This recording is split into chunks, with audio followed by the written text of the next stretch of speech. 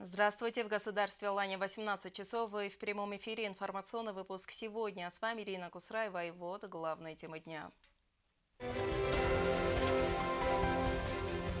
В ЦИК продолжают поступать уведомления от лиц, желающих выдвинуть свою кандидатуру на пост главы государства. Число кандидатов уже 11. Коронавирус, сезонный грипп, возможно и новый штамм омикрон. Как обстоит эпидемиологическая ситуация в республике?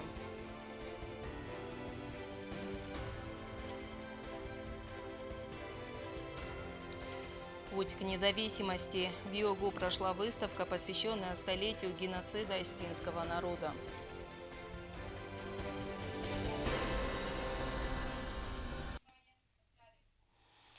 Транскам работает в обычном режиме, опасности схода лавин нет. Однако на некоторых участках дороги местами гололед. В связи с этим МЧС Южной Осетии призывает автовладельцев быть осторожными во время проезда по Транскавказской автомагистрали. На данный момент дорожное полотно расчищено, лавиноопасных участков на данный момент нету. По прогнозам синоптиков, в ближайшие дни больших снегопадов не предвидится, поэтому пересечение, проезд по дороге Владикавказ-Цхинвал и Цхинвал-Владикавказ не представляет ни опасности, ни трудностей не представляет. Только есть одна просьба: желательно, чтобы наши водители соблюдали меры предосторожности и ехали на зимней резине. Все равно на летней резине машина может, дорога скользкая все равно, и чтобы не было никаких чрезвычайных ситуаций, желательно ехать на зимней резине. В пятницу, как мы все знаем, дорога была закрыта, и с пятницы на субботу лавинная служба Северной Осетии промониторила весь участок дороги от Северного Портала до Алагира, и все опасные участки были спущены, лавины были спущены, и дорога расчищена. Так что на данный момент опасности и проезд не представляет. Вот когда наступят, по прогнозам, уже со среды будет потепление, тогда уже мы сами тоже выйдем на трассу и посмотрим те участки опасные, которые есть уже на нашей на южной стороне. И уже по результатам этого осмотра будем уже принимать решение, может будем тоже проводить искусственный спуск лавин. Теперь о ситуации, связанной с коронавирусом. Количество заразившихся COVID-19 значительно увеличилось. Только за минувшие сутки коронавирус был обнаружен более чем 200 человек. На сегодняшний день в красной зоне РММЦ проходит лечение 46 пациентов. Однако, несмотря на большое количество больных, врачи отмечают, что новая волна переносится значительно легче. Подробности в материале Эльвиры Тибиловой. В красной зоне инфекционного отделения Республиканского многопрофильного медицинского центра Южной Осетии на сегодняшний день находится 46 больных с подтвержденной коронавирусной инфекцией. В реанимационном блоке медицинского центра 2 пациента. В отделении достаточное количество пациентов с тяжелой формой коронавирусной инфекции.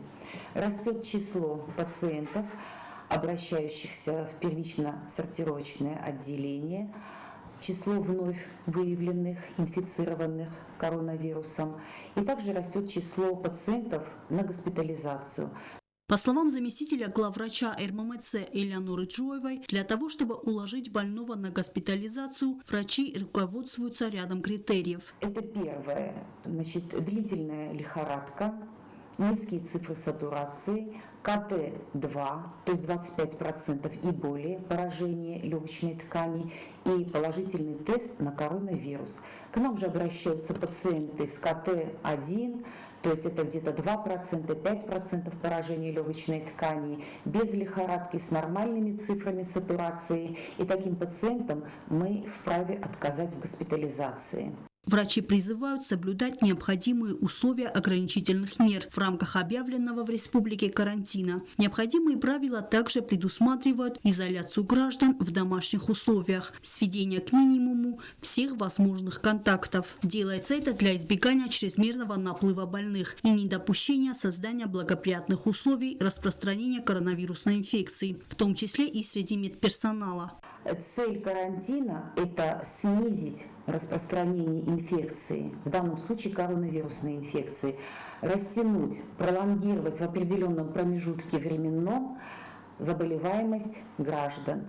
Потому что если будет массовое обращение пациентов на скорую медицинскую помощь, в приемно-сортировочное отделение, в красную зону на госпитализацию, то в системе здравоохранения может наступить коллапс. То есть массовые вот такие вот обращения, они могут оставить большое число пациентов без своевременной, адекватной медицинской помощи. Поэтому я призываю население не паниковать, а прежде всего обратиться в приемно-сортировочное отделение к врачу, оценить объективно свое состояние.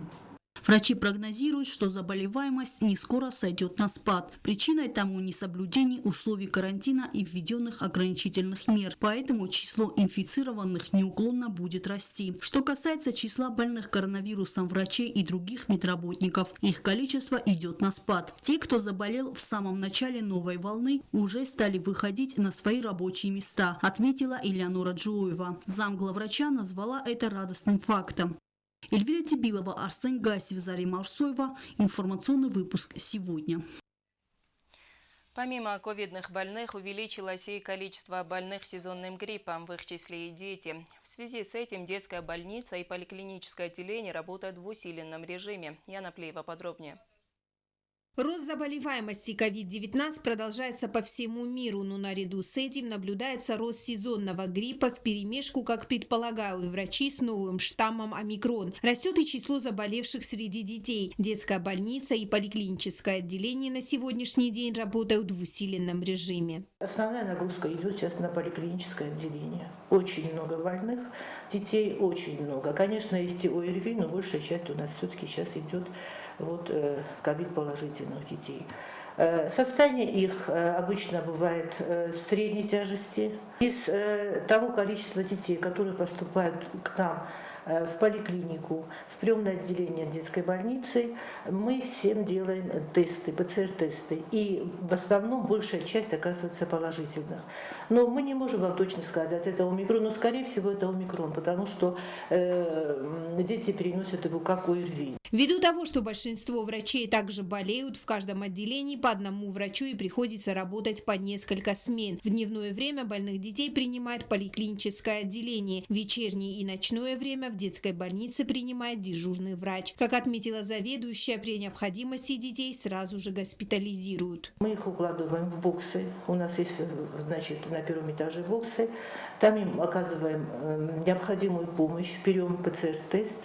Если, допустим, тест оказался положительным, в этом случае мы делаем назначение, и если это возможно, мы отправляем его на амбулаторное лечение под наблюдением, конечно, участкового врача. Пока что мы никого не отправили в инфекционное отделение, но тем не менее у нас уже был сегодня разговор, и нам выделили там 2 палаты, должны выделить 2 палаты. Если в случае необходимости состояние тяжелое, мы уже будем отправлять детей. Как отмечают врачи, дети лучше способны бороться с коронавирусом, потому что их врожденный иммунитет сильнее, чем у взрослых. Воздействие коронавируса на здоровье детей аналогично влиянию гриппа. До сих пор не было случаев госпитализации детей в инфекционное отделение с протекающей тяжелой формой. Маленькие пациенты вирус переносят в более легкой форме амбулаторно. У детей младшего возраста, вот сейчас к нам поступают дети часто до 1 года, и протекает под картиной ларинготрахеита.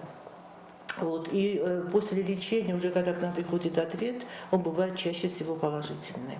Мировой опыт и наблюдения самой детской больницы свидетельствуют, что хотя дети чаще заражаются, редко болеют тяжело, а также редко нуждаются в стационарном лечении в отделении интенсивной терапии.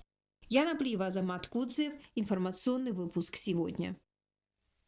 В республике продолжается предвыборная кампания. В ЦИК Южной Осетии продолжают поступать уведомления от лиц, желающих выдвинуть свою кандидатуру на пост главы государства. На сегодняшний день уже поступило 11 заявлений от инициативных групп и политических партий. Подробности в сюжете Стеллы Бязровой. Поток желающих выдвинуть свою кандидатуру на пост главы государства не останавливается. В Центральную избирательную комиссию обратилось еще несколько инициативных групп. Уведомление поступило и от правящей политической партии «Единая Осетия». В Центральную избирательную комиссию поступило уведомление о проведении 8-го съезда партии «Единая Осетия», где будут выдвигать своего кандидата. Также к нам поступило уведомление от организации «Союз ветеранов Отечественной войны 89-2008 годов», где также не было указано, кого они будут выдвигать. В Центральную избирательную комиссию поступили уведомления о проведении собраний от инициативных групп. Пухаева Владимира Эдуардовича, Каджаева Гену Георгиевича, Мулдарова Гарри Витальевича, Валиева Альберта Альфезовича, Каджаева Зелима Семисторовича, Гаглоева Алана Эдуардовича, Гассеева Ибрагима Алимбеговича и Джуева Анатолия Харитоновича. Одними из первых выдвинуть свою кандидатуру изъявили желание Владимир Пухаев и Гено Каджаев. Еще один желающий Гарри Мулдаров, депутат парламента. Свои кандидатуры также выдвинули предприниматели Альберт Валиев и Алан Гаглоев. Последний баллотировался на пост президента и в 2017 году. Зелим Казев и Анатолий Джоев также уведомили о решении выдвинуться на пост главы государства. Министр обороны Ибрагим Гассеев также выдвинул свою кандидатуру. В течение дня в Центральную избирательную комиссию пришло уведомление и от политической партии «Народная партия». Ее представители сообщили о проведении съезда, где выдвинут своего кандидата. На сегодняшний день кандидатов уже 11 человек. Они уведомили ЦИК о проведении собраний съездов по выдвижению кандидатов, но пакет документов никто из желающих пока не подал. В Центральную избирательную комиссию подали только заявления о уведомлении своих собраний, то есть пока никаких документов они сюда не прислали. На заседаниях, на собраниях, на съездах будут представители от Центральной избирательной комиссии.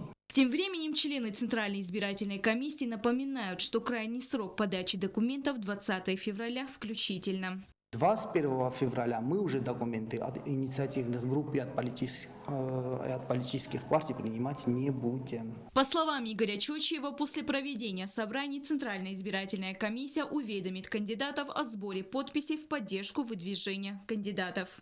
Стелла Бязарова, Рауль Кочиев, Вера Цхавребова. Информационный выпуск сегодня.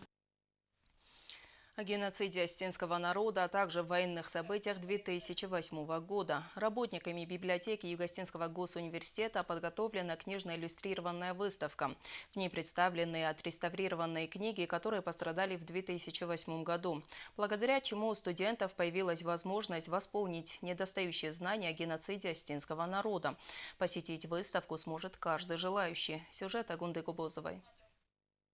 В библиотеке Юго-Осетинского госуниверситета открыта книжно-иллюстрированная выставка, посвященная столетию геноцида. На экспозиции представлены издания, в которых подробно описывается, как грузинские фашисты пытались истребить осетинский народ, начиная с 1920 года и заканчивая военными действиями 2008. Каждый желающий может ознакомиться с трудным путем нашего народа к своей государственности, узнать историю Осетии в лицах людей, внесших неоценимый вклад в его становление и развитие. Работники библиотеки подготовили перечень книг и периодической печати, что позволит студентам восполнить недостающие знания о геноциде осетинского народа.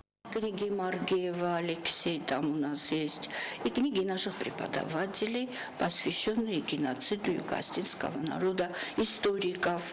Очень много у нас литературы по истории геноцида и по истории Юго-Осетии. Новые издания тоже есть. Катикоев Гиви Романович издал к этому и на Алсанакоеве. Вот это все мы выставили вместе со старыми изданиями. Мы старались все это показать и выставить, чтобы знали, что у нас есть, и пользоваться ими.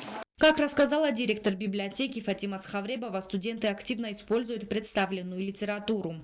Студенты очень интересовались этой выставкой, потому что они писали научные работы на эту тему к столетию геноцида и пользовались и газетами, и журналами, и книгами. На выставке также представлены свидетели войны книги, которые пострадали во время военных действий 2008 года. Их по возможности реставрировали и выставили. Агунда Губозова, Алим Бетев. Информационный выпуск сегодня. А далее прогноз погоды на завтра, 1 февраля.